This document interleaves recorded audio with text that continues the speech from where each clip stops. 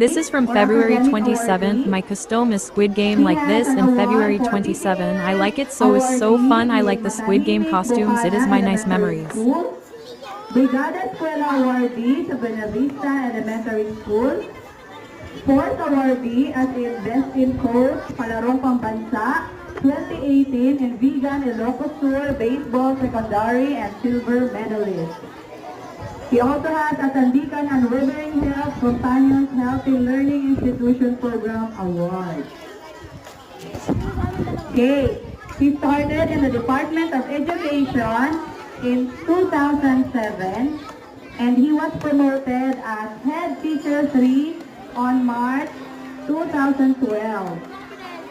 And now he is the Principal 1 of Salvacion Elementary School, Salvacion Central Elementary School. Ladies and gentlemen, let's welcome our first judge, Sir Winnie G. Dago, Principal 1.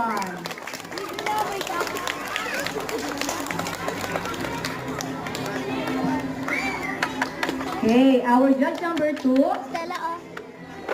she graduated from Palawan State University, and her achievements are, she was the Pambansa and Memarota coach of athletics events, coordinator of Siksikan National High School Dance Troupe, coordinator of Siksikan National High School Drum and Lyre Corps, troop leader of Siksikan National High School Girl Scouts.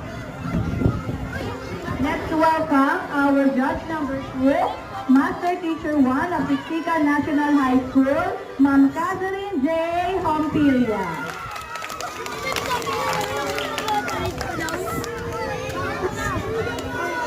Next, our judge number 3, she studied Doctor of Philosophy in Holy Trinity University. She is 23 years in service in the Department of Education. She was crowned as Miss Cuyo first runner-up in 1997. And also Miss Pasatas, Puerto Princesa City 2015.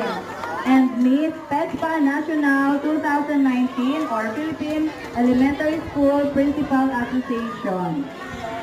Let's welcome our judge number 3, none other than Dr. Leia M. Kaabay.